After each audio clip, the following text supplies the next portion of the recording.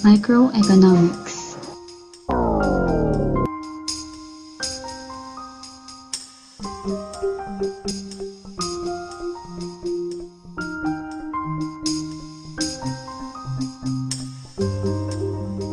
Ang salitang micro ay hango sa salitang Grego na maliit. Sa gayon, nakatuon ang pag-aaral ng microeconomics sa maliit na unit ng economics. Dalawang sektor na ekonomiya. Ang sambahayan ay tumutukoy sa sektor ng ekonomiya na kumukonsumo tulad ng mga estudyante at mamimili. Samantala, ang bahay kalakal naman ay tumutukoy sa isang tao o pangkat ng mga tao na nagbibigay serbisyo para sa mga nangangailangan o bumibili. Nakatuon ang microeconomics sa galaw ng individual na tao, sambahayan, bahay kalakal, industriya at pamilya. Ang demand ay tumutukoy sa dami ng produkto o serbisyo na nais at kayang bilhin ng mamimili batay sa presyo sa isang takdang panahon. Halimbawa, gusto mong bumili ng isang mamimili ng pagkain. Hindi ito nangangahulugang siya ay may demand sa pagkain. Nararapat na mayroon siyang pera sa pambili nito at dapat pasok sa budget. Dito papasok ang dami ng demand o quantity demanded. Dami ng produktong nais at kayang bilhin ng isang mamimili sa isang tiyak na halaga.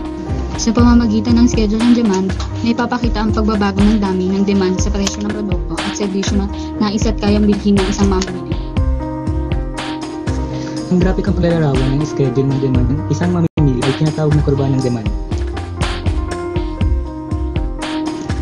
Isinasaad sa batas na demand na kapag mababa ang presyo ng isang produkto, maraming mamimili ang magkakaroon ng kakayahan at magnanais na bilhin ito.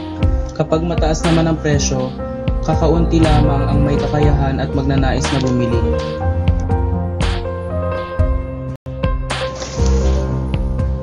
mga salik na nakaaapekto sa demand ay ang pagdami ng populasyon, pagtaas ng kita ng mamimili, panlasa at pagtatango nila sa isang produkto. Ang supply ay tumutukoy sa maaaring ipagbili at gustong ipagbili ng producer sa takdang presyo, lugar at panahon. Katulad ng mamimili, ang mga producer ay na-influensyahan din ng pagtaas at pagbaba ng presyo ng bilihin.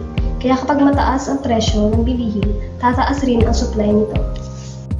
Dami ng supply o quantity supplied. Tumutukoy sa bilang ng produktong nais at kayang ipagbili ng mga producer sa isang tiyak na presyo, lugar at panahon. Sa pamamagitan ng schedule ng supply, na ipapakita ang dami ng supply na maaaring ipagbili at gustong ipagbili ng producer sa takdang presyo, lugar at panahon.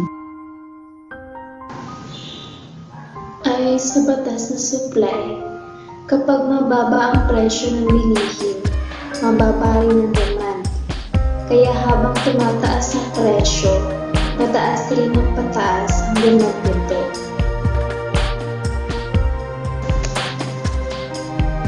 Mga salik na nakaapekto sa supply. Ang pag-unlad ng makabagong teknolohiya.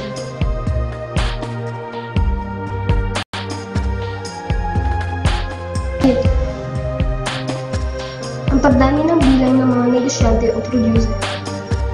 At ang pagbaba ng taripa ng buwis. Ang demand at supply ay may magkasalamat na kaugnayan sa presyo. Kung pagbabasehan lamang ang mga batas ng demand at ng supply, hindi magkakaroon ng maayos na bentahan sa pamilihan. Kaya naman, isa pang mahalagang konsepto ang dapat na maunawaan sa pag-aaral ng economics. Ang equilibrium. Ay sitwasyon na ang demand ay katumbas ng supply sa isang takdang presyo. Ang paggalaw ng equilibrio ng demand at supply.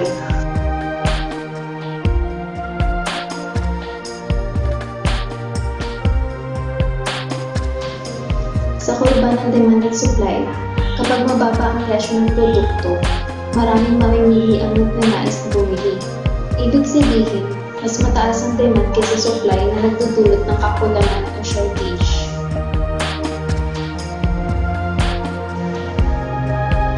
Kung nagkasundo na sila sa isang tanging presyo, na ipapakita ang punto ng equilibrium.